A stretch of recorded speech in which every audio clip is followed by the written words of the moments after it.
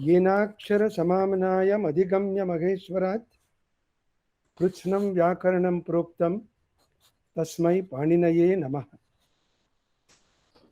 Well, let me begin by paying my respects to the sacred memory of Pandit Subbarama Pattar. It's an honor for me to be invited to give this endowment lecture in his honor and in his memory. Also, I want to thank Dr. Geeta Kumari and Dr. Sundareshwaran for thinking about me and making it possible for me to talk to you today. I'm going to talk about the Vedic context of Panini's grammar. It's a vast subject, and I've been thinking about this and making my notes for a very long time. But I'm just going to give you some important abstracts that we have to keep in mind as we think of this Vedic context of Panini's grammar. So I taught Sanskrit and linguistics at the University of Michigan for some 40 years. And during this long time, and also with my background from Pune and University of Pennsylvania, where I did my PhD, I started thinking about history of Sanskrit grammar. And not history of Sanskrit grammar purely in terms of chronology, but where do these thoughts, where do these systems, where do they originate? What are their prior connections and where do they lead subsequently? So in the course of my study of Panini in this historical way, looking at Panini's connections with the Vedic literature and Vedic aspects of Panini's grammar itself was one of the themes that I pursued. So let's look at, I hope you can read some of this. So when we think of Panini in the context of the Veda, there are a number of topics that come to my mind. One is, which Vedic texts were known to Panini? Because if we don't know, or if we know the text that he knew, then we can check his grammar against the texts that we think he knew. The text that he didn't know, we cannot check, but we have to somehow figure out which texts he knew and which he didn't know. So a lot of research has been done over almost past 150 some years, and scholars like Western scholars like Whitney, Liebisch, Thiemer, Professor Bronkhorst from Switzerland, and these scholars have done enormous amount of work in trying to figure out which Vedic texts were known to Panini.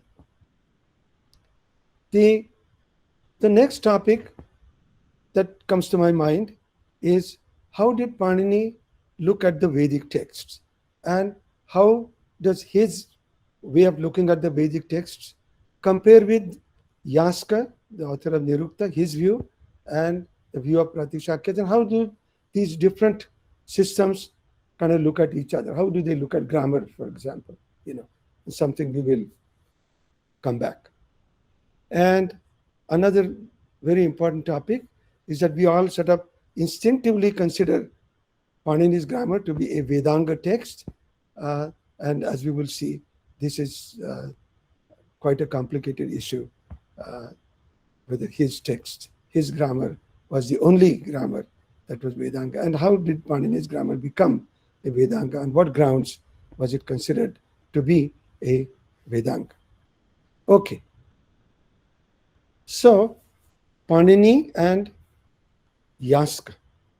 So, the one thing that we have to keep in mind is that modern linguistics, when it considers, for example, the Vedic language versus what we call classical language, we typically think in terms of a historical direction of change from the Vedic, from pre-Vedic, if we accept Indo-European theory, from pre-Vedic pre-Sanskrit stages coming to Sanskrit, the oldest Sanskrit being Vedic, within Vedic, multiple stages of that Vedic language, gradually coming to Panini. And we kind of look at it historically as a flow of language.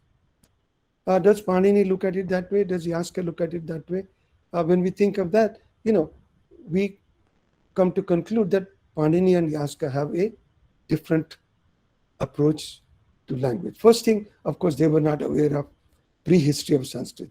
So we cannot fault them for not thinking about prehistory. Sanskrit was an eternal language for our traditional Pandit going back to Panini and Yaska. So within that eternality of language, within that framework, the grammar is written that incorporates what today we will consider old language and contemporary language, contemporary to Panini. Both of those dimensions of language fit into a common aspect of language, a common perspective to language. So the grammar of Panini is written in some sense by taking the common factor of all linguistic domains known to him. His general rules, iko yanachi, any rule, applies to Vedic as well as to the contemporary Bhasha. So the grammar is written to take care of both Vedas and of the Laukika Bhasha. But Panini does not claim, believe, assert that the Vedas are extinct, that they are old, ancient, gone, and Bhasha is the only contemporary domain. The Vedas, of course, being eternal, cannot go away. They are there as well in the form of recitation. That's how they came to Panini as they have come to us today. So Sanskrit as an eternal language has a different framework of looking at these, how to describe the grammar of this eternal language. And we will have, we will look at how Yaska looks at this, for example. So again, if you ask a modern linguist, he will say something from classical language is derived from something in Vedic. Something in Vedic is derived from something in Indo-Iranian, something in Indo-European. So again, there is a kind of a downward direction of stream of language, and that's how the derivations go. Okay. What does Yaska say, and how does he present, derivations? So Yaska says that Vaidika, Naigama verbal nouns are sometimes derived from Bhashika roots, while certain Bhashika verbal nouns are derived from Vedic roots. So if you ask a modern linguist, he will say, well, half of this makes sense to me, that something in classical language is derived from Vedic. How can something in Vedic be derived from something in classical language? And again, we have to keep in mind that Yaska is also under this impact of the framework of eternal Sanskrit.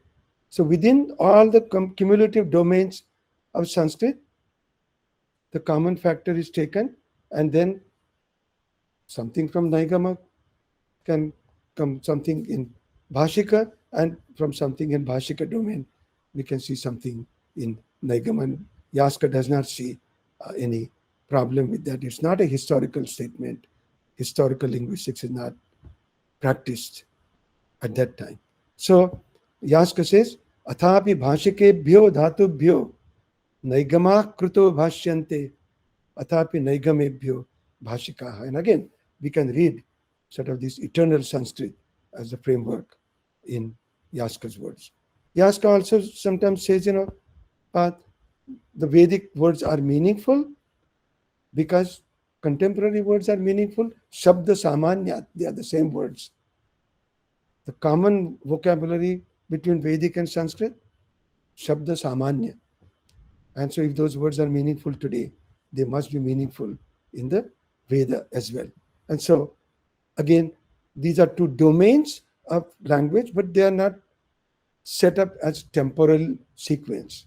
And that's something we can keep in mind. Okay.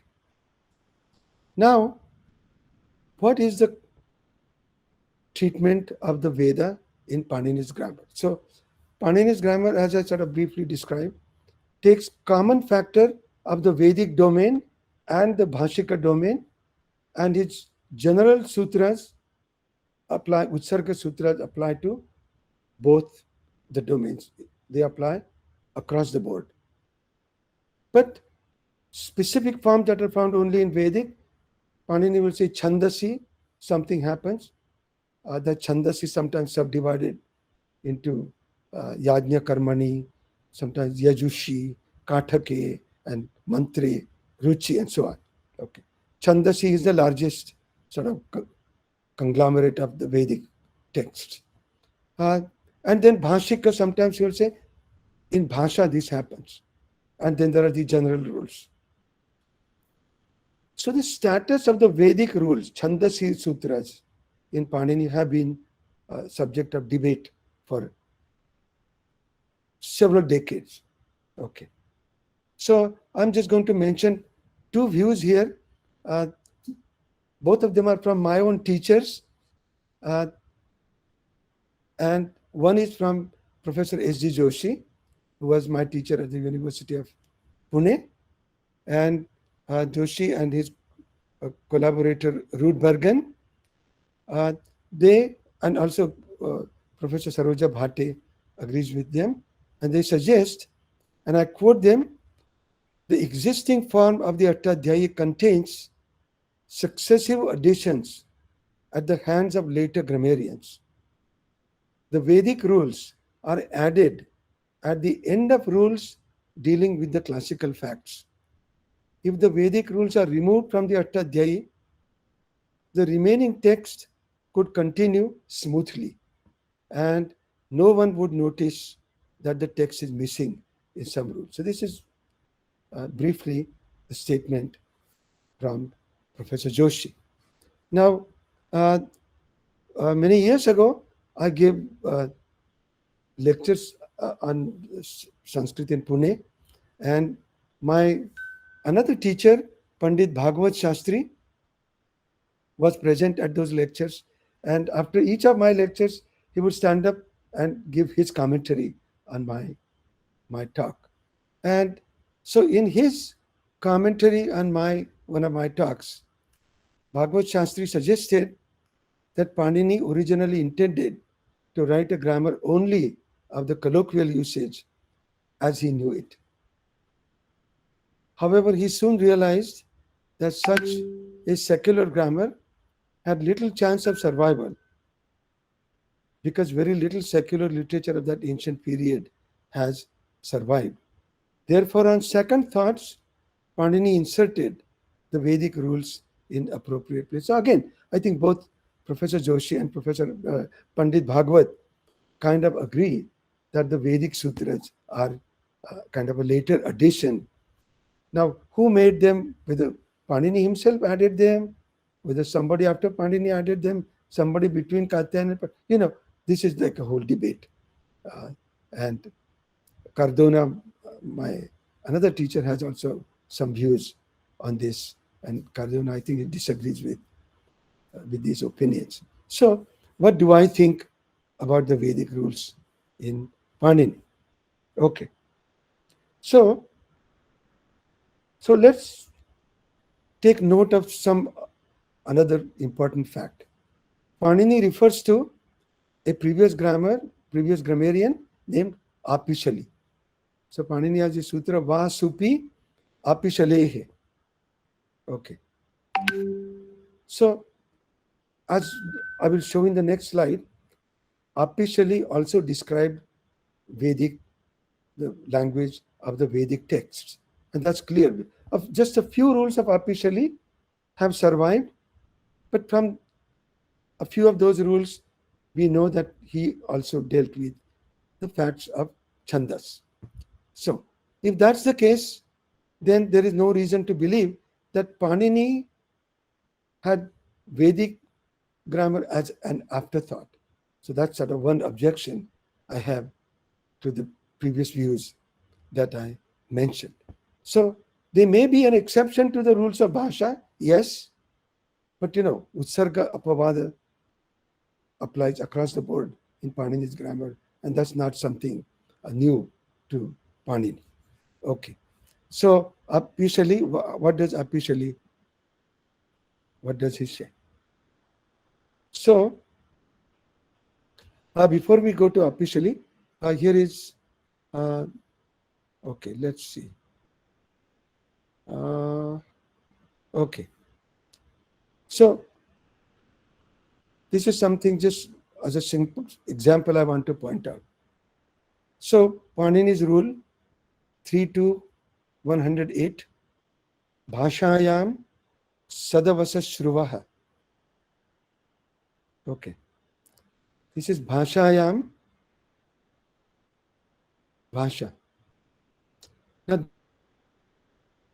in the context of the previous rules, this is 3 to 105 Chandasi Lit 3 to 106 Litak Kanach Va, and the next one Vasuscha. These are Chandasi. Okay. Okay. So if you look at the sequence of rules here, the Chandasi rules come prior to the rule that describes Bhasha. And Panini indeed wants to draw a contrast between Bhasha and Chandas. And in this particular case, and in some other cases, the rule that applies to Bhasha comes almost as an exception in contrast with what happens in Chandas. Okay. So, in my opinion, the Vedic rules cannot be separated from the rest of Panini's rules. Okay. The other thing, I don't think I have a slide for this, but officially has a rule which says Turustu Shamyamaha Sarvadhatukasu Chandasi. Panini's rule is Turustu Shamyama Sarvadhatuke. Officially's rule is Turustu Shamyamaha Sarvadhatukasu Chandasi. So again, if you compare those two rules, clearly that particular rule of Panini is a general rule, applies to Chandas and Bhasha. But Officially's rule, on the other hand, specifically applies to Chandasi, and therefore the word Chandasi comes in that rule of Officially. So if Officially a pre-Paninian grammarian can cover facts of the Vedas, no reason why Panini would not have this. Okay. Now clearly, when we come to Patanjali's Mahabhasha, what do we see? Mahabhasha, in some sense, puts the Veda above Laukika. So, Panini's grammar is composed for some prayojanas. Well, what are these prayojanas? So, Patanjali says, this prayojanam, rakshohagama, lagvasandeha prayojana, laghu. All these prayojanas are there, but the first one is Veda Raksha. Okay, preservation of the Vedas as a prime prayojana, first prayojana of Panini's grammar. The next one is Uha. Again, Uha relates to making minor changes in the Vedic mantras to fit changed situations in ritual. So if you have Agnaye, Juttam Nirvapami in Vedic, and our sacrifices for Surya, we change that mantra to Suryayatva Juttam Nirvapami. Something like this. Some minor change. That's called Uha. And Patanjali says, without knowing grammar, we won't be able to make this Uha. Agama. And it quotes something, Laghu Asandeha. Asandeha also relates to Vedas primarily. So these are the prayojanas. So Patanjali also, of course, this is the Laukika prayojanas as well, but the first category of prayojanas in Patanjali are ones that relate to Vedas. So Vedic grammar is integral part of Panini's grammar as far as Patanjali is concerned. Okay. Now,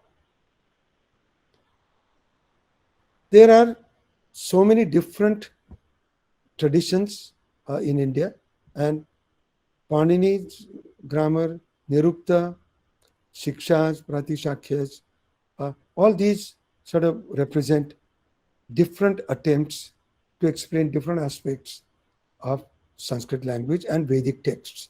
So the oldest of these is, of course, the Padapatha. Okay. So Padapatha is the very first attempt by scholars like Shakalya to split the Vedic texts, which comes to us in a Samhita form. So Agnimire Purohitam Yajnasya Deva Mrityujam, split into Agnim, Ire, Purohitam, Yajnasya, with pauses. It's all happening in orality, not in writing. But this is the precursor of Pratishakyas, this is a precursor of Panini and Shikshas, possibly. Okay. So, how do these different traditions relate to Vyakarana? How does Vyakarana look at them? And we will see there are different views about this. The other thing to keep in mind is that Panini makes an interesting distinction between language of the Rishis, Arsha language, and the language that is not coming from the Rishis. In modern language, we could call it post-Vedic, we could say. But Panini simply says an-Arsha. No chronology there. You've got to keep in mind, it's very interesting. Anarsha does not imply any chronology. Modern word, something like post-Vedic, implies chronology. But let's see a rule like Sambuddhau Shakalyasya Itau Anarshi. So occasionally, Shakalya, the author of Padapatha for the Rigveda, inserts the word iti after some words in the Padapatha. How should we treat them? Should there be sandhi? Should there not be sandhi? And this applies only to an-arsha iti. If that iti is part of the Vedic text, something different happens. If that iti is an-arsha, it belongs to Shakalya, then something else happens. And Panini is already making that interesting distinction. Okay. So here is this Sambuddhau Shakalyasya Itau Anarshi. Now here's something, another topic that I want to just bring up is Panini is calling Shakalya's words an-arsha. He does not consider Shakalya to be a Rishi. Now Shakalya is pre-Paninian, clearly. So at some point, we start calling Panini also a Rishi, because Tri Muni Vyakaranam. But farther back we go in time, in works like Gruhya Sutras and Dharma Sutras and so on, authors like Shakalya are considered acharyas, but not Panini. Okay. And not Panini is not mentioned in most of those texts. But Shakalya, Aitareya, those are called acharyas, not rishis. What is the difference between calling somebody rishi versus somebody an acharya? So if you look at Dharma Sutras and so on, Apastamba Dharma Sutra says, Tasmad Rushayaha Avareshu na jayante niyamati kramat. The rishis are no longer born in latter day generations, because the latter day generations do not follow the niyamas of dharma fully. So the rishis are no longer born. Acharyas are there, and we should follow the acharyas up to a point. But as the Taittiriya Aranyaka says, Yani asmakam sucharitani. Acharya says, Yani asmakam sucharitani tani tvaya upasyani no itarani. So the acharyas are kind of admitting that they are fallible humans. They are authoritative, but they are not infallible. On the other hand, the Rishis are considered to be infallible. And so there's some interesting distinction there, and we'll come back to that in some of the next slides. Okay. So for Panini, Shakalya is an Acharya. For Katyayana, Panini is an Acharya, not a Rishi. For Patanjali, Panini is an Acharya, not a Rishi as yet. The Rishitva is attributed in Bhartrhari, and there is a gap of some 700-800 years between Patanjali and Bhartrhari. Okay. So, now, how does Patanjali look at Panini's grammar? And here we see something quite fascinating. On the one hand, Patanjali calls Panini an Acharya. Says Acharya Pravritti Jnapayati. In so many times. He says Acharya Pravritti Jnapayati. Okay. Katyayana says Acharya Acharat Samjna Siddhi. So this is the Acharya of Acharya Panini. He calls him Bhagavan sometimes. Bhagavata Panini Siddham. But not Rishi as yet. And yet, let's see what happens. So, referring to Chandas, the Mahabhasha says, Drushtana vidhischa chandasi bhavati. When it comes to Chandas, we just have to follow the language as usages as we see them in the text. We don't have freedom. We cannot question them. We cannot, we cannot override them. We have to accept them as they are. Drushta anuvidhischa chandasi bhavati. Okay. Now,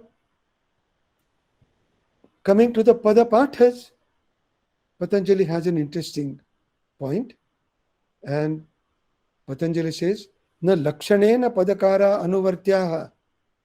Padakarair nama lakshanam anuvartyam. So, he is not as kind to the authors of the Padapatha. Okay. So he says they should follow the tradition of grammar rather than we following the Padakaras. Because in a few places, the grammar gives a different analysis of a given word than what the Padapatha does. So Patanjali says they should follow us rather than we following them. And so Patanjali is making a distinction between the Padapatha authors and the Vedic texts. The Vedic texts themselves, Chandasi Drushtana Vidhi. Okay. Padapathas are not as authoritative. Okay. Now, what happens? The Pratishakyas, how do they look at Vyakarana? Okay. So, we know that Vyakarana of Panini, Patanjali says it applies to all shakhas.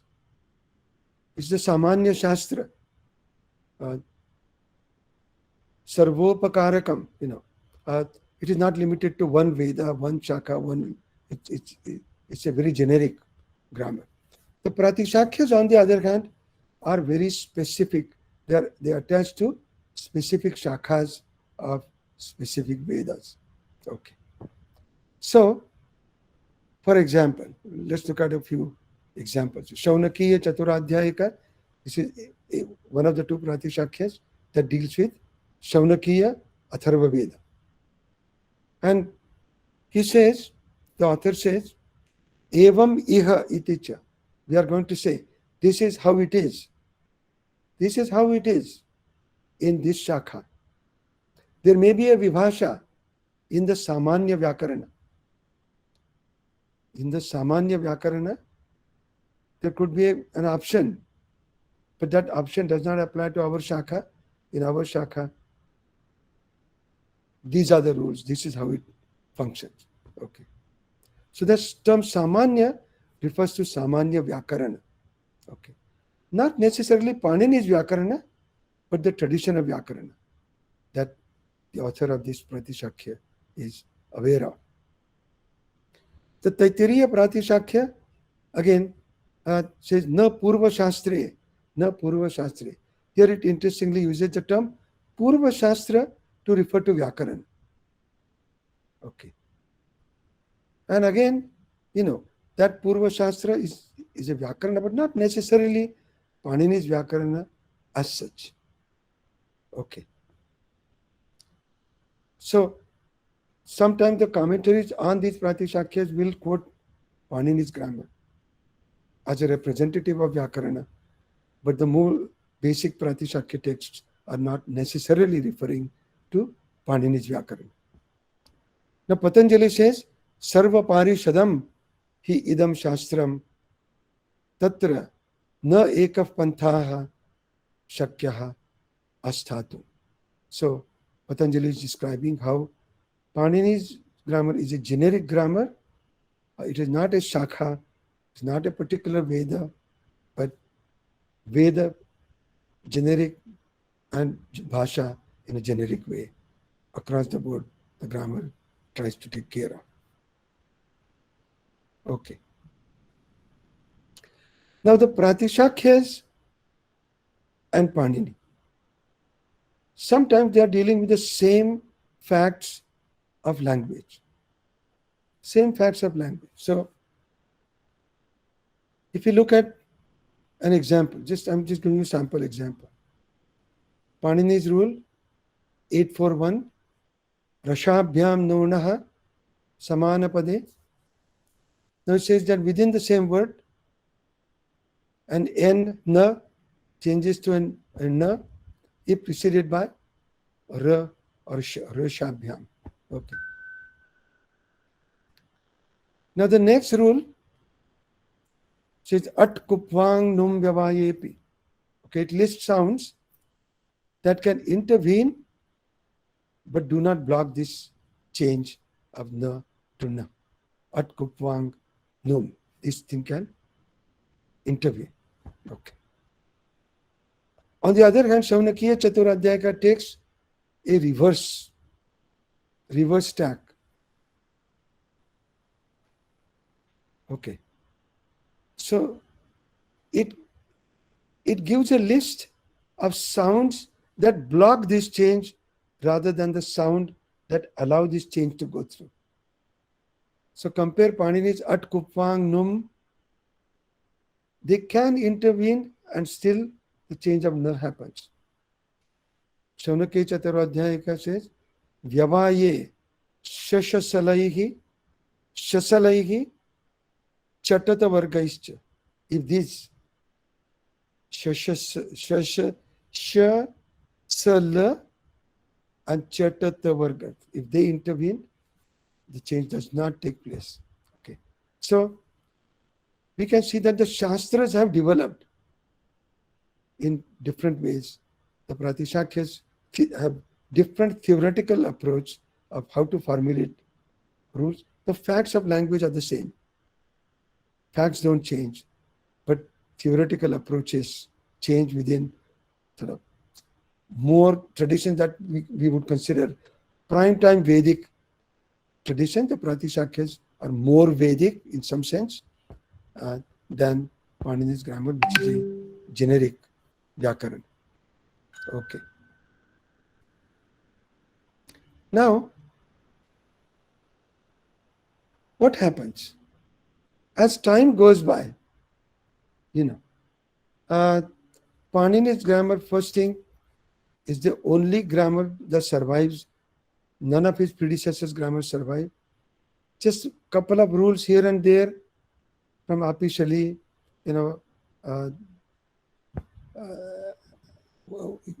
Kam Yanbhir Vyadi Galav. There is one rule that survives from Vyadi and Galav. Galav is mentioned by Panini. Just a few rules survive. Their texts are just gone. So, Panini's grammar becomes absolute authority for the subsequent generations. And though other grammatical traditions develop within the so-called Vedic traditions, Panini's grammar sort of holds sway completely. So, if you look at Sayana's Bhashyas on Vedic texts, he refers to Pratishakhas far more rarely, but he quotes Panini all the time. So in Sayana, we get a Paninian understanding of the Vedic texts. Okay. He will occasionally quote Yaska, but not as frequently. And not other grammars. Pratishakhas rarely are quoted. Okay. But in Panini's grammar, by the time of Sayana, certainly, full faith is placed in. Okay. Now what happens? So this is again looking at how different traditions are looking at the same linguistic facts. Some are more confident, some are less confident. So let us look at a Vedic expression, Shodashi, a Vedic expression that comes in a Vedic text, and so it comes in the Padapatha. Normally what happens, if it's a compound, a samasa, the Padapatha breaks that samasa. Okay. It's like Purohitam becomes Purakahitam. Okay. But Shodashi is not broken down in the Padapatha. So then the question comes, why are other compounds broken down? Why is this expression not broken down? So Shaunakya Chaturadhyayika, this Pratishakhya of Atharva Veda says, Shodashi Sandehat. The reason why the word Shodashi is not split up is that we don't quite know how to split it up. The Padapatha author not quite sure. Okay. So Shat plus Dasha becomes Shodasha. These are kind of irregular sandhis. Okay. Now, Shaunakya Chaturadhyayika itself has a rule that gives the Shat and Dasha as the derivation for Shodashi. And yet it says, since there is Sandeha, Padapatha does not separate the components of Shodashi. Okay. Now, there are similar expressions in the Vajasani Samhita. For example, there's a rule in Vajasani Pratishakhya, which is Patrang, Udraha, and Abhraya. Okay, these three. And Vajasani Pratishakhya, Patrang, Udro, Bhraya, they're not split up in the Padapathas. Samshayat. So while the Shaunakya Chaturadhyayika is Sandehat, here we have Samshayat, the same meaning. That there is doubt about the components of these words, and therefore Padapatha does not split them up. Okay. Now what is Panini's view? So Panini doesn't specifically talk about the Padapathas and what happens there. But if you look at Panini's definition of Pratipadika, for example, there are two primary definitions. The first definition is Arthavat, Adhatuhu, Apratyaha, Pratipadikam. So it's a linguistic unit. That is not a dhatu, that is not a pratyaya. The commentators will say not pratyayanta as well. And it is still meaningful. Okay. That's a Pratipadika. This definition refers to underived Pratipadikas. Because in a derived Pratipadika would be Pratyayanta. Okay. So these are underived Pratipadikas. And then Krut Tadhita Samasascha gives you the derived Pratipadika. There are Krudantas, Tadhitantas, and Samasas. Okay. So just looking at the definition, Arthavat Adhatura Pratyaya Pratipadikam, later grammarians conclude Paninestu Avyutpatti Pakshaha. Avyutpatti Paksha doesn't mean that all nouns are underived, but that there are some nouns that are underived. And so in essence, Panini agrees with Padapathas, where he says, well, if there is a doubt, don't try to derive. Don't try to give some fictitious derivation. Just leave that expression underived. Okay. A similar thing we see in Nirukta, there is a debate. And where do we see this? So Yaska reports this debate, and Yaska says, Namani akhyata jani iti shakatayano nairukta samayascha. That all nouns are derived from akhyatas, from verbs, verb roots. Who believes this? Shakatayana believes this. And the Nairuktas believe this. And Yaska himself is on that side. And then he says, Na sarvani iti gargyaha vayakarana cha eke. Okay. Na sarvani iti gargyaha. Gargya says, not all nouns are derived from verbs. And some grammarians also say the same thing. And so we can see that,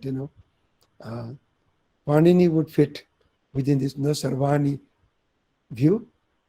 Some are derived, krut taddita samasascha, and then underived are the arthavat adhatura pratyaha pratipadika. Okay. All right. Now, as we are looking at sort of Panini's Vedic context, there's this whole question of what exactly is Vedic. Okay. Now, if we start with Mimamsa, we get a sort of this late post-Vedic view. I would not say non-Vedic, but a post-Vedic view about the Vedas.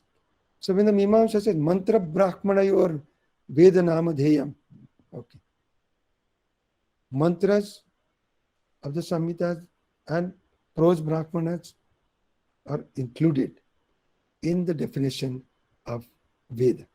Okay. Now, further back we go, the scope of the term Veda starts reducing. So, for example, if you look at the Rigveda Purusha Sukta, Tasmad Yajñat Sarvaghuta Ruchas Samani Jadnire. Okay.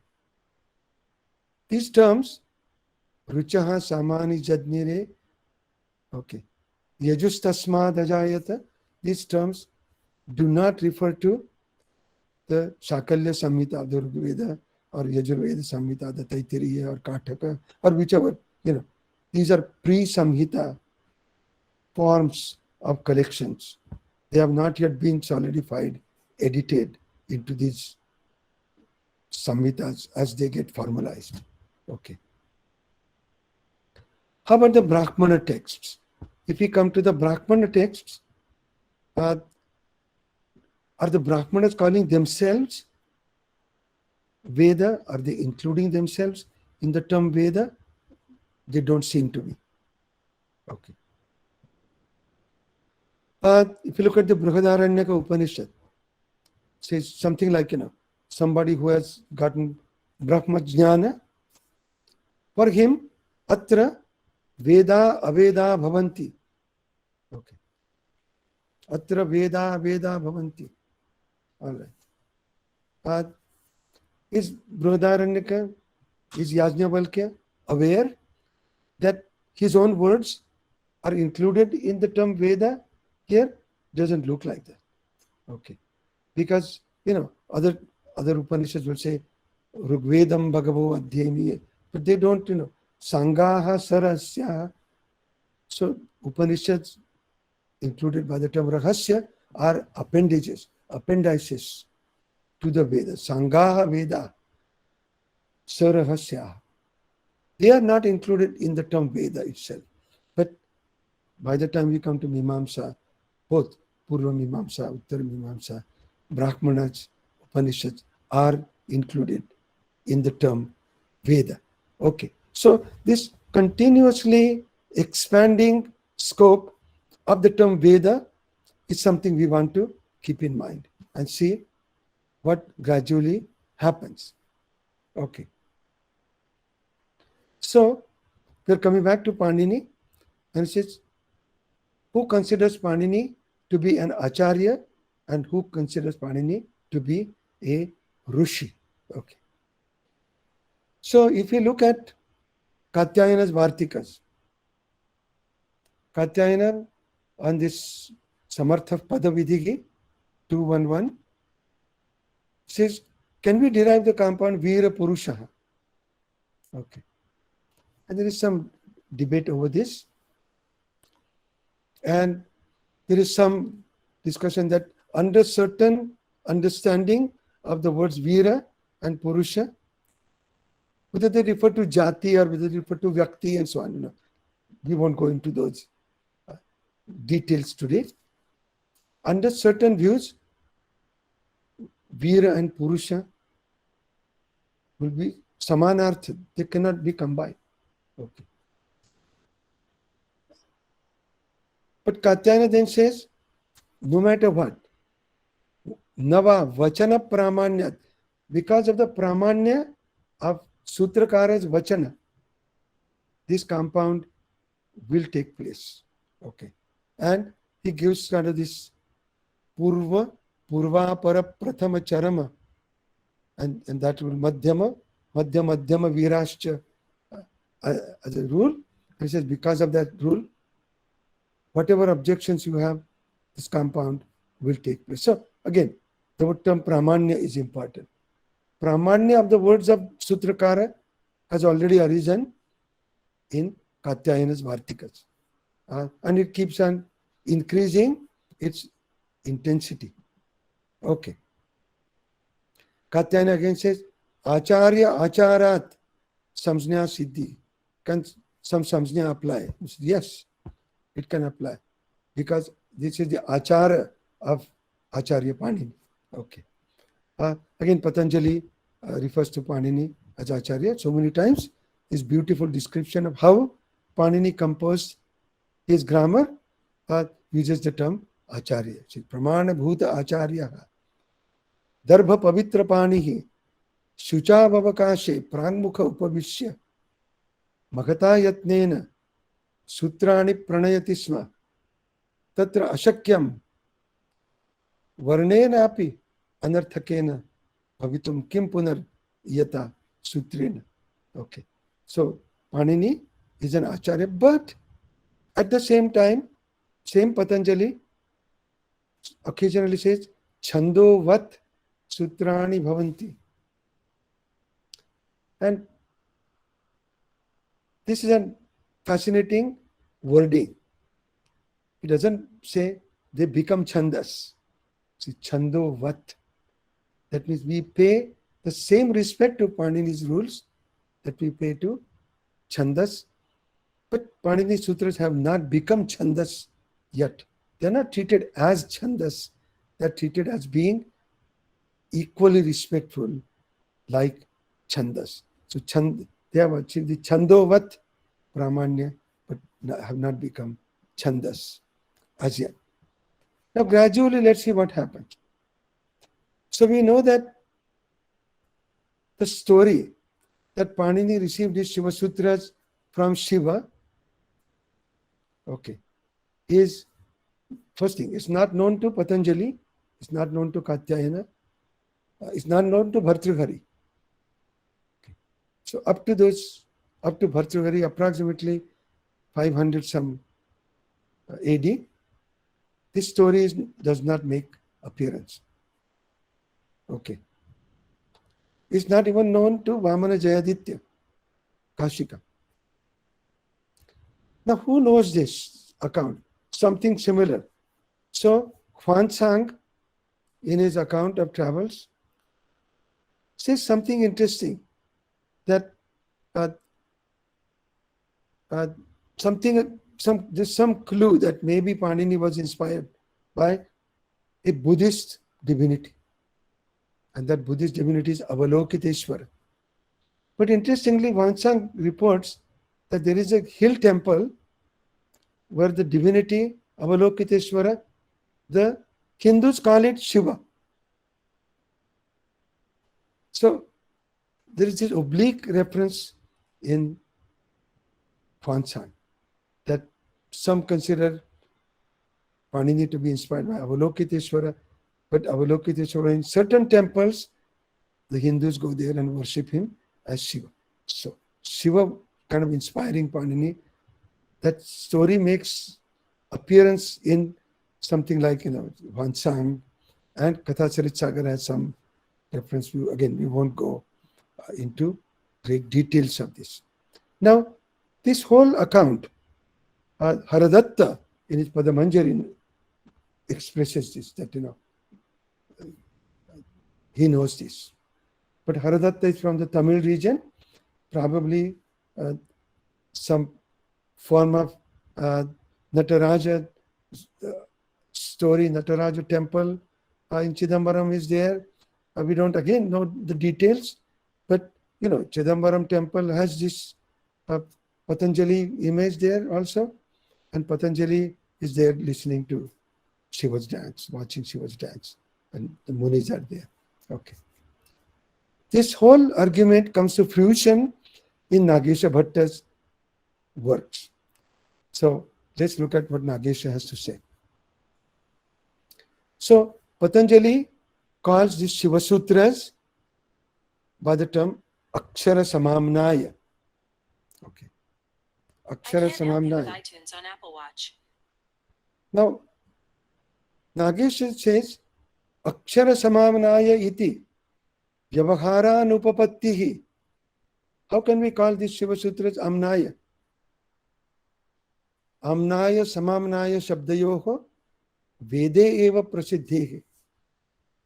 That the term Amnaya and Samamnaya apply only to Vedic texts. Okay. Now Nagesha responds to this objection. And the response to this objection comes as, these are Maheshwara Sutrani, Maheshwarat Agatani, Maheshwara Prasada Labdhani iti Phalitam. So since they derive from Ishvara, so by the time of Nagesha, of course, Amnaya Samamnaya Shabdayoho Veda eva Prasiddhehe ityasya Veda Rupe Arte Prasiddhehe ityartha. Right. So Nagesha says Shruti Mulakatvat. Amnaya Samamnaya Shabdayoho Veda eva Prasiddhehe ityasya Veda Rupe Arte Prasiddhehe ityeva artha. Evam. Not the Vedic texts. That Tadeva Ham Kathayami. Nagesha Bhattasya Abhiprayena Ishvara Pranitatvat Etani Sutrani Samamnaya Shabda Yogyani Bhavanti. Tasmat Sahavadati Shruti Mulakatvat Asyaiva Vedangatvam. So for Nagesha, none of the other grammars are based on anything like Shiva Sutras. And Shiva Sutras, since they come from Shiva, they are Ishvara Pranita, they are Shruti. And so by the time of Nagesha, certainly the Shiva Sutras are Ishvara Pranita, they are Shruti. Based on Shruti, Panini's grammar is Shrauta, is Vaidika, therefore it is the only Vedanga grammar. So this argument that Panini's grammar is the only Vedanga Vyakarana comes to absolute fruition in the works of Nagesha. And this argument has been slowly developing over previous centuries. Okay. Now the question comes, if the Shiva Sutras and by extension Panini Sutras are Shruti or Shruti Mulaka, can we change them? Can we question them? So in Patanjali's Mahabhasha and Nyamangananam, Patanjali questions and rejects the necessity of adding this Anubandha Ma. Nyamangananam, and then the next sutra, Jabhai. So Patanjali argues, and again we won't go into details of Patanjali's argument, says we don't need this. We can get by without is Anubandha Ma. So the Nagesha So, has a but beautiful. if we insist on अस्यैव वेदाङ्गत्वं पाणिनीयव्याकरणस्यैव वेदाङ्गत्वं, then before Panini, Vedas have only Panjangas. इति नागेशस्य अभिप्रायः सम्यक् एतत्. So on this discussion on Yamangananam and rejection of Anubandha, Nagesha says that some sutras have drushta prayojanas, some have adrushta prayojanas, and some have drushta and adrushta both. Okay.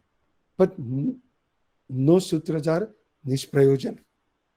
So this idea that there are adrushta prayojanas attached to Shiva Sutras and by extension to Panini's Vyakarana is becoming popular. And this explains to some extent why and how, in spite of the Sutra Pratyakhanas in the Mahabhasha and so on, Panini's Vyakarana survived pretty much intact. There are some doubts about some sutra here and there, but in 99.999, the Attadhyayi survives because of this Attadhyayi being treated as a Vedanga. The Dasha Granthi Brahmins are also learning to recite the Attadhyayi along with the four Vedas and so on. Okay.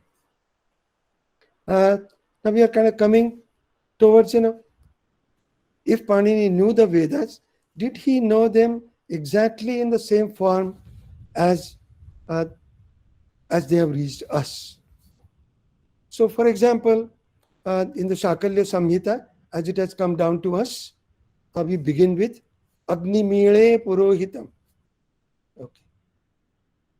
So, grammatically, that starts with Agni Mide Purohitam, and that Da coming, as the Rigveda Pratishakya says, Dvayoschasya Swarayor Madhyametya. When the Da comes between two swaras, Sampadyate sa Dakaro Lakara. That Da becomes La. The Pratishakya says that. But the Pratishakya evidently belongs to the Shaishiriya Shakha of Rigveda. And so again, there is some debate over whether all the rules of Pratishakya should or should not apply, or do they apply or not, and so on. Okay. Is Shaishiriya Shakha identical with Shakalya Shakha? Okay. Now, did Panini know this L? So again, there is no clear reference to change of D to L between two swaras in Panini's grammar. And some other rules where you have Sadhye, Sadhva, Sadheti, Nigame, Sadha, and Ida, and so on. Panini's reference is to words with D rather than with L. And so I think there is a possibility that the Vedic texts, as they were known to Panini in extreme northwest, again, keep in mind Panini comes from Shalatura near Peshawar, which is the extreme northwestern corner of the subcontinent.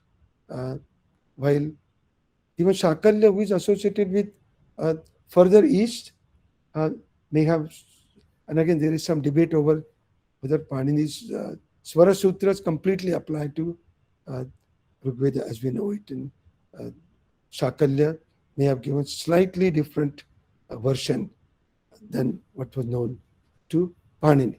Okay, so just to come, but then at the same time, study of Vedic texts helps us understand Panini sometimes better. So, for example, when we look at the classical usage of Sanskrit,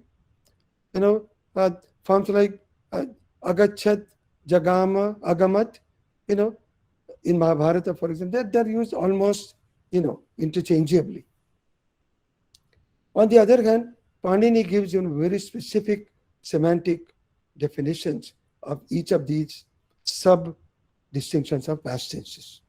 So, Agachat is Anadyatana, Bhuta. Okay. Then you have Jagama is Paroksha Anadyatana, Bhuta. While Agamat, Katyayana calls it Adyatani. So that refers to Adyatana Bhuta. Okay. So there are these distinctions given in Panini, which we don't see in later language. The later language loses some of those distinctions. Okay. But we go back to Vedic texts, and which Vedic texts give us some help. So if you look at Shatapatha Brahmana, for example, uh, there is this story of Sharyato Nama Raja Babhusa. So the frame of the old story is in Paroksha Bhuta. In that Paroksha Bhuta, this Raja Sharyata goes to a forest, and uh, he asks some people there, okay, what did you see here today? And here we see, Ko vaha adya iha kinchit adrakshit. Which one of you saw something here today? Okay. So here you just see the adrakshit. Here he uses this aorist. An aorist, historically, as defined by Panini, is this adyatana bhuta rather than anadyatana paroksha. Okay. And what we find is that these distinction of agachat, agama, jagama kind of are seen more clearly in the layer of Brahmanas, some Upanishads, but not farther way back you go to Rigveda and so on. Okay. Because again, the language of Rigveda is several 100,000 years prior to Panini, and those distinctions don't apply in the same way. Okay. So Shatapatha Brahmana is close in time to Panini, and therefore some of his descriptions apply appropriately to the language as seen in the Brahmanas. And so we can put some, connections of the language of the Brahmanas being close to Panini's time. Okay. Just to point out a few last, and won't go into details. Karaka framework, I believe and I have argued that it is ultimately based on the framework of Vedic sacrifice. So the Vedic sacrifice has a yajamana, and then there is a swarga kamo yajeta. There is kama, he is working to fulfill his desire. And so something like kartur ipsita tamam karma, the primary meaning of that ipsita kind of relates nicely to this Vedic text. And then Panini has to extend this to anipsitam, tatha iptam cha anipsitam, because the language goes beyond the frame of Vedic sacrificial reference of swarga kama and so on. The language is broader than that. Okay, so let's move on to these are some of the last comments I want to make. So if you look at the grammar, in theory, the grammar is formulated by taking the common factor of the Vedic domain and Bhashika domain, and the rules apply to the general, this common factor, and then specialized rules, Chandasi and Bhashayam sometimes. But what happens is that sometimes that common factor is found only in Bhasha. So just as a sample example of the infinitive like Gantum. Okay. The Gantum occurs also in Vedic, but statistics of infinitives in Vedic, if you look, Gantum occurs something like 2 or 3% of the times. While other Vedic infinitives, Gantoho, Gantavi, Gamadhyai, they occur far more frequently. Now, if you look at Panini's rule, Panini's basic infinitive is in the sense of tum. Tuman valo kriyayam kriyarthayam. It's a kriyayam kriyarthayam, defines the semantics of tum here. Now, what about the Vedic infinitives? Now, Panini then says tumarthe. The Vedic infinitives are derived tum arthe, in the meaning of tum. Okay. So, Panini is deriving Vedic infinitives, of course, as a kind of an exception to the Vedic domain, but pointing to what happens to tum, and tum theoretically is a common factor of Vedas and Bhasha, but in Bhasha it is 100%, in Veda it's only 2%. And so it's kind of the statistics is skewed in an interesting way. Okay. And the last example I have that comes to my mind is the term Upasarga. So we know, all these para, apasama, ni, abhi, all these we call them Upasarga. And Panini calls them Upasarga. So he says Upasargaha Kriya Yoge. Okay. That's the basic definition. Kriya Yoge. Now, to account for Vedic behavior, Panini has to say, te prak dhatoho, they can come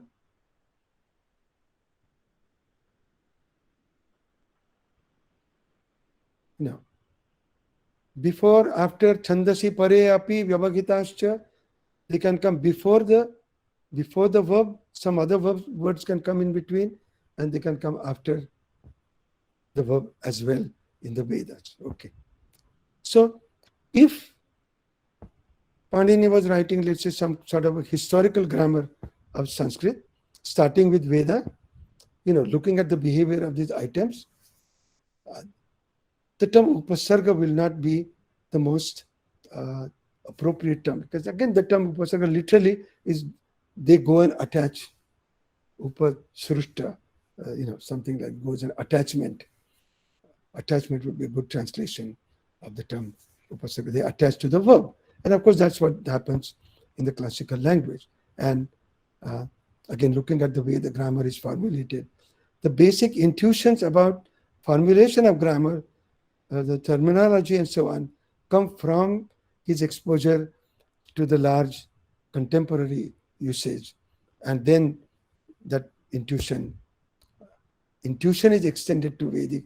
I'm not saying that the Vedic rules are formulated later on, but the intuition derived from the contemporary language is extended to description of the Vedic rules.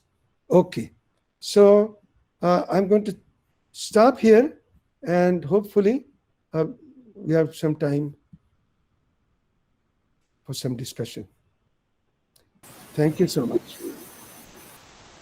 Thank you, Professor Deshpande ji, for having chosen such an interesting topic and elucidating in simple manner your views. Scholars are here. It's time for discussion. Krishnakumara Mahodayah prarthante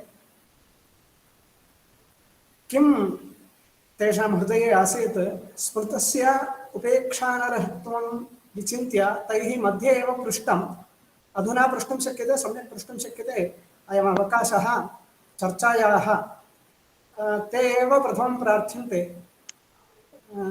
Krishnakumar महोदयाः आचार्याः स्वीयम् अभिप्रायं प्रकटयितुं ते प्रार्थ्यन्ते अतिसमीचीनमासीत् प्रभाषणम् आङ्ग्लमपि समीचीनं संस्कृतमपि समीचीनं शुद्धं संस्कृतं तेनैव ज्ञायते ते अत्रैव भारते अस्माकम् आगत्य सर्वं शास्त्रं पठितवानिति धन्योऽस्मि अनुगृहीतोऽस्मि पुण्यपत्तने एव मया सर्वं शास्त्रम् आदौ अधीतं सन्तोषः आचार्य अनन्तरं जार्ज कार्डोना महाभागेभ्यः फिलाडेल्फिया नगरे अधीतम् जार्ज कार्डोना महाभागस्य सामीप्य नाम तस्य यथा सः तत्र आसन् तस्मिन् अवसरे कालट्याम् एकं वाक्यार्थसदः आसीत् तत्र मया वाक्यार्थवर्णनं कृतमासीत् सुपि च इति सूत्रविषये तेषाम् अतीव श्रद्धा आसीत् तस्मिन् विषये मध्ये मध्ये पूर्वपक्षाः तेषाम् आसन् सन्तोषः कारणमहाभागस्य शिष्यः इति। धन्यवादः। कृष्णकुमार महोदयाः, अवतारिते विषये यः कोऽपि अभिप्रायः भवतामस्ति चेत् प्रकटयन्तु इति पुनः प्रार्थन्ते भवन्तः। एतदस्माकम् अनुग्रहाय किल, एतादृशाः अस्माकम् अनुग्रहाय भवन्ति। तथापि इदानीं मध्ये अस्माभिः श्रुतं लिट् प्रयोजक, तत्र लिट् प्रयोजकः पारोक्ष्यमिति। यदि लिट् प्रयोजकं पारोक्ष्यं चेत् उत्तमपुरुषस्यैव लिट् लकारेण सम्बद्धस्य उत्तमपुरुषस्यैव का गतिः इति मम सदा सन्देहः भवति। उत्तमपुरुषे पारोक्ष्यं कदापि भवितुं नार्हति किल इति लिट् प्रयोजकस्य भूत अनद्यतन अपरोक्षयकरो भूतानद्यन परोक्षार्थवृत्तिर्धातोः लिट्। इदानीमहं दुग्णो भवामि अतः श्रद्धा तथा न प्रसरति। भूतानद्यतन परोक्षार्थवृत्तिर्धातोः लिट् इत्युच्यते। परोक्षे लिट् भवति इति उत्तमपुरुषस्यैव। तर्हि लिट् लकारे सर्वत्र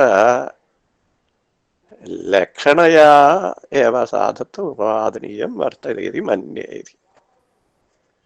तदेव एवं प्रथमपुरुषस्य प्रयोगः अत्यन्तं विरलः।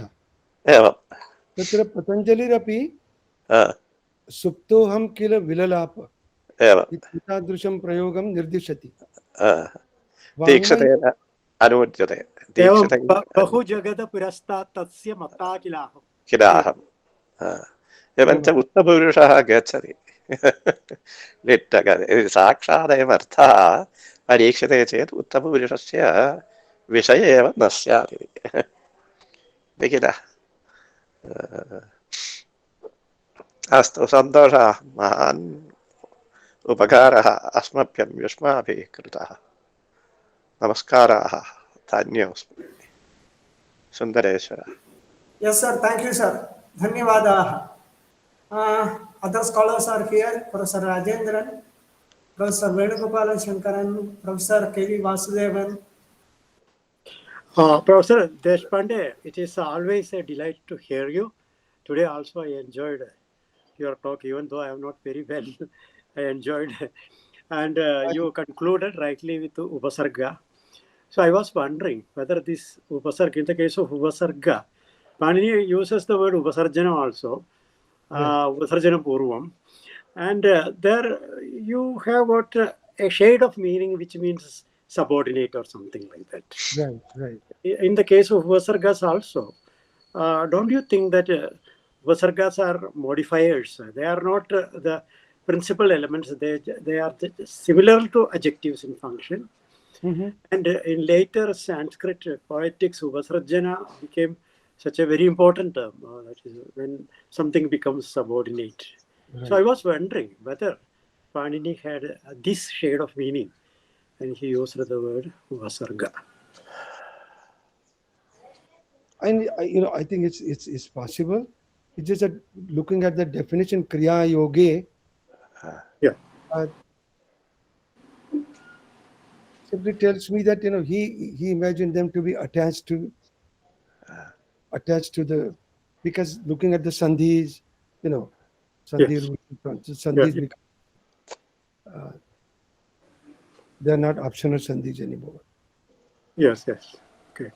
In the case of samasas, when Panini puts one the purva nibadattu, it shows that that element is not very important in the samasa. Right. Upasarjanam purvam. Yes. Prathamadirttam samasa upasarjanam. Prathamadirttam samasa upasarjanam. Yes. Actually, it is in that meaning that the Kavya Shastra continues it. Yes, I think so. Yes, and I think Dharmakirti also uses the word upasarjanam somewhere in Pramana Vartika in this particular sense. Anyway, it was wonderful listening to you, sir. Thank you. Sir, Professor E.N. Narayanan has asked me to raise a question. You may please see the chat box. There I have posted a sutra. Citing this sutra, Pradhana Pratyartha Vachanam Arthasya Pramanatvat. He asks, can we presume that there was a conversation with Mimamsaka? Can you trace out more evidence on the culture of Mimamsa or Mimamsa tradition in the Panini era? That is what he asked. He is Vaiyakarana. Did you get the point?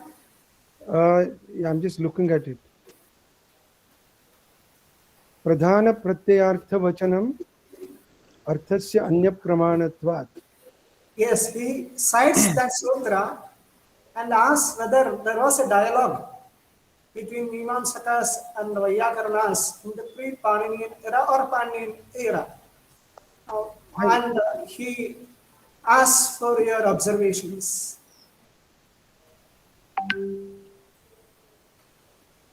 I mean, there clearly was, sort of how should I put it? Before Jaimini. I mean, Jaimini formalizes the Mimamsa system. But we see references to iti Mimamsante in the Brahmana text. And so the tradition of Mimamsa is already there, not formalized as we see in Jaimini, but precursors of that. And so Panini is kind of directly linked to these developments. I mean, where does we see some sort of linear development of analysis of language? And so from Padapathas, for example, as precursors of Panini. So Padapathas go up to a certain extent in analyzing language. Panini is going a few steps further, but Panini is aware of the Padapathas. So something similar is happening. What is not there in Panini is that Panini is not going into theoretical debates. So some of this, like Anya Pramanatvat and so on, I think there is more similarity to some discussions in Yaska probably, rather than absolute Mimamsa. Like I think Mimamsa gets into sort of debates over various issues, and Panini has not yet entered it. Panini mentions other grammarians, but just their usages, rather than debating with them, where he says, okay, I accept this as a usage recorded by Apishali. He's not going into debates over Apishali's other views where he may disagree with him. So I think Mimamsa in its sort of pre-formal stages is already developing, and the grammarians are also part of this, as the Nairuktas are part of this. Sir, I have got a point. Okay. With regard to Mimamsakas only, why Patanjali and Patanjalas try to monopolize the preservation of Vedas when Mimamsakans and Yatikas are already doing that? Why this? It is quite interesting, but I think there is a kind of competition between these different shastras to say we are the primary shastra. That's why, I mean, if you look at Kumarila's rejection of Vaiyakarana, so we don't need this. The Kumarila is quite vociferous in rejecting the worth of Vaiyakarana. Now, on the other hand, Patanjali will say Raksho Agamalago Sandeha Prayojana, without Vyakarana. When we go through the Bhattarahasya, it is very clear. Isn't it, sir? When we go through the Bhattarahasya, it is very clear. Yes. So the Vaiyakarana don't want to accept authority of the Padapatthas for it. Patanjali is saying, Padakarair nama lakshanam anuvartya. Anuvartyam. No, lakshana, Nalakshana pagara anuvartya. right. So, these are, I think there is like abhinivesha of every Shastra to some extent. Sir, another point, when you say that the passage Purva Shastre of Taittiriya Pratishakya refers to Vyakarana, earlier phase of Vyakarana, would you mean to say, do you mean to say that it is Laukika Vyakarana, it is exclusively Laukika Vyakarana, which is meant there? Well, I mean, the sutra doesn't tell us anything more. But when we look at like commentaries like Tribhashya Ratna, for example, then it's quoting, often it quotes Pani, it doesn't quote any other Vyakarana. And this is, Vyakarana is the Samanya Shastra, while the Pratishakyas give you the specificity for that Veda and that Shastra. And Vyakarana is then seen as a kind of a broader science that is applicable not only to Veda, but to Bhasha and then all the Vikalpas within Bhasha and things like that. While the Pratishakya says, no Vikalpas here, so this is where the Chaunakya Chaturadhyayika and Pratishakyas are bringing references to Vyakarana. But Vyakarana, we don't know whether this is Panini's Vyakarana, whether the Sutra, Pratishakya Sutras refer to Panini. But the commentators definitely are referring to Panini. But for them, by the time the commentaries are composed, certainly the Panini's Vyakarana is the only Vedanga Vyakarana. Sir, also the term Purva Shastra. Purva Shastra is quite interesting and Right. This Purva Shastra we come across in the Trika Darshana also. Purva Shastra, Maldiv Devartika, some text is referred to as Purva Shastra. Right. That's also Right. I mean, again, something like Yaska Nirukta saying, Idam Shastram Vyakaranasya Kartsnyam. तदस्ति व्याकरणस्य कार्त्स्न्यम् इत्यस्ति वा किन्तु पूर्वशास्त्रमिति पूर्वतरं शास्त्रं वा प्राक्तनं शास्त्रमिति वा. Right. And the last question I would like to ask is this. You said Professor Joshi and Bhagavat Shastri. Bhagavat Shastri. Yes. They hold that Vedic rules are not an integral part, can be separated from Paniniya grammatical structure. Okay. Right. What made them think so?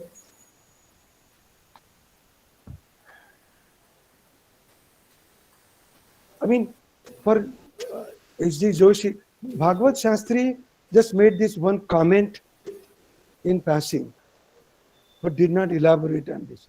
But H.D. Joshi and Saroja Bhatte and Ruth Bergen have given a more extensive argument. Why they think that they can be removed without affecting the remaining of it. I don't agree with this. Now, what do they want to justify or what do they want to prove? What is the idea behind, goal behind? Somehow they feel that there is better continuity in the remaining sutras. Again, this is a kind of a textual criticism, which is there is more smoother continuity in the remaining sutras if you remove it. Again, S.G. Joshi has written extensive that the Taddhita, the whole entire Taddhita section, he thinks is a post-Paninian. So for that, all of that to happen between Panini and Katyayana seems impossible to me. I mean, there's like maybe 300 years, 200 years at most, 250 years. Within that 250 years, so much insertions going unrecognized by either Katyayana or Patanjali seems very difficult to me. And especially when having sutras referring to chandas? Any reason why sutras should be considered, some sort of insertions or later addition, something like this?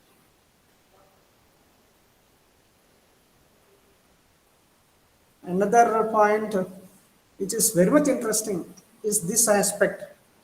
Karaka rules, the relation between Karaka rules and the Vedic rituals. Actually, that needs elaboration, but I don't urge you to do this right now. Professor Venugopal Panikar is there. Sir, do you want to hear any opinion, comment?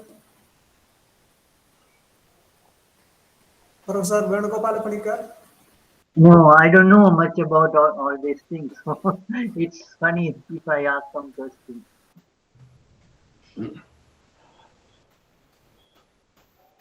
The final statement about Upasarga was quite interesting to me.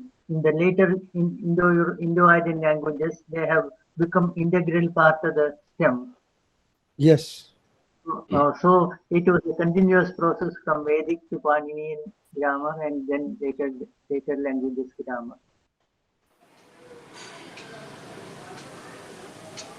And the similarity between Upasargam and Upasarjanam is similar to what we have Visargam and Visarjanasya, etc.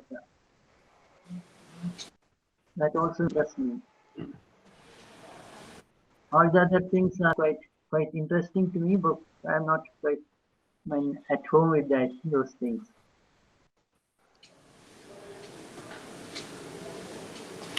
Speaking about Upasargas, one Karika Bhartrakari comes to mind.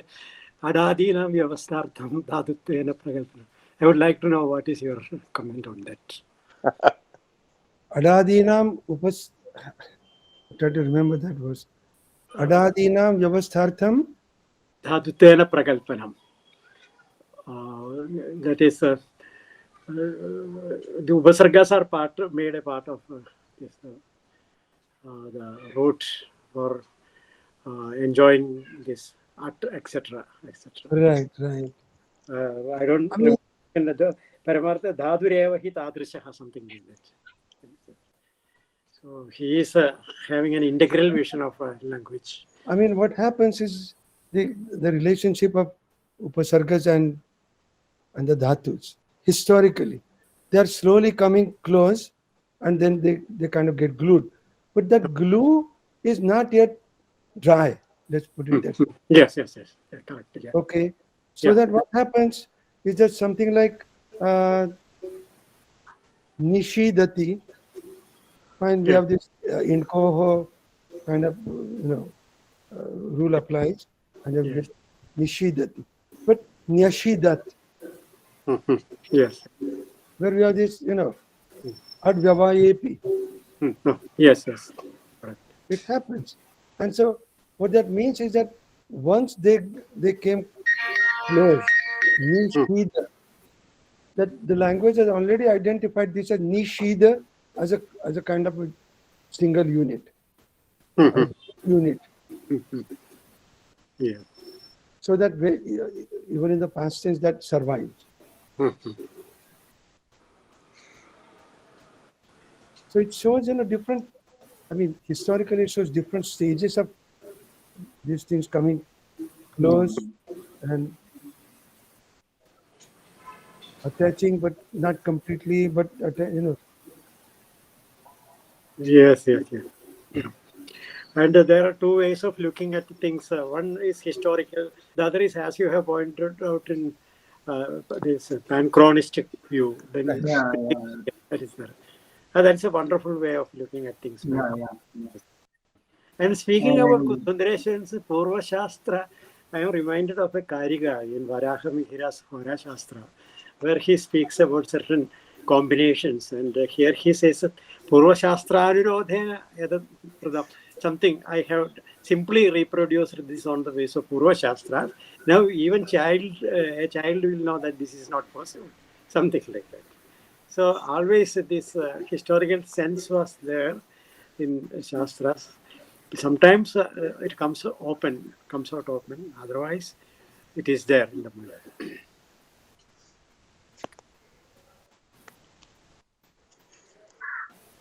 Okay.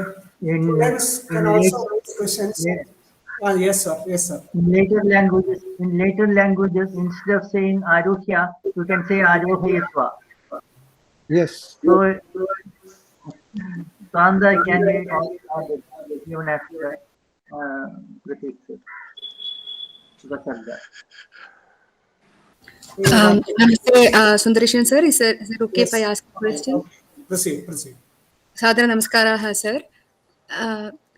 Just out of curiosity, during the course of your talk, you were using Brahmana, Hakaram, Brahmana, and Yeah. many times I heard Hakara pronounced as in the beginning. So, since you're a grammarian, I'm sure there should be a rule governing that. But is that a regional usage? Because mostly in the south, No. Brahmana is. No. That is the Sanskrit pronunciation, earlier pronunciation.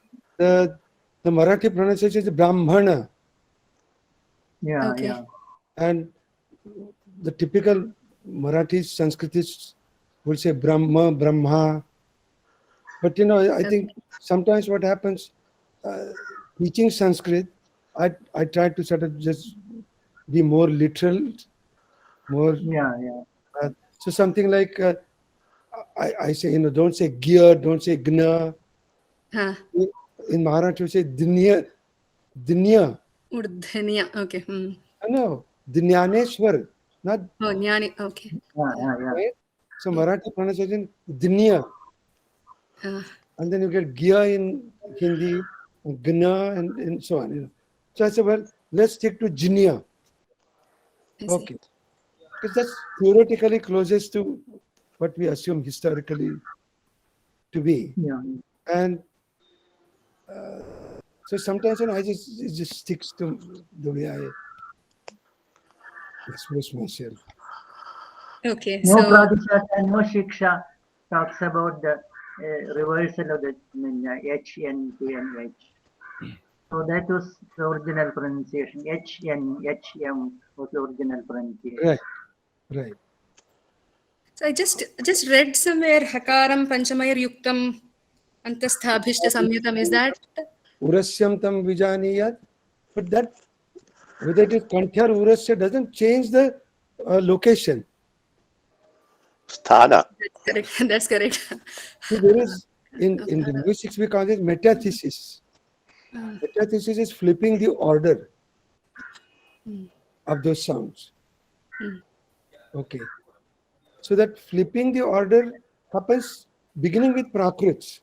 I mean, you see this in Pali, Ardha Magadhi, which is something like from the root guhate with the pratyaya ya. We get guhya, guhya. No rule in Panini tells you to flip it, right? Okay. But you go to a language like Pali, it is guhya. Okay. So this flipping, and you see traces of this already in Ashoka's inscriptions and so on. So I think at the popular level of vernacular languages, things started flipping very early. And then they reversely affect the pronunciation of Sanskrit because of the mother tongues of the people, whatever the mother tongue, affects the way Sanskrit is pronounced in those times and in those regions. Even the white Rebha and the black Rebha, which Keralites are so fond of, has no Pradishakya or Shiksha basis. Right. Thank you, sir.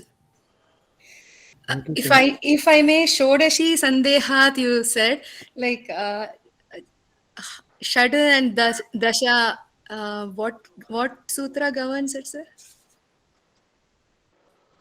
I don't remember a sutra in Panini, but this Shavnakiya Chaturadhyayika is the Pratishakya of Atharva. I edited that. That's why I memorized most of this. Okay. So it says Shat Purasor Ukaraha Antyasya. Something Shat and puras. Because purodash. How do we get purodash? Shat purasor ukaraha antyasya. Dasheshcha murdhanyaha. And dasha becomes dash. And shat becomes sho. So these are like plain substitutions. Antyasya ukaraha. Okay. शश उत्तन दाश इत्यादि वार्तिकं वर्तते किल Vartikam vartate. Sutreshu kimapi nasti. Dhanyavadah, sir. Thank you so much.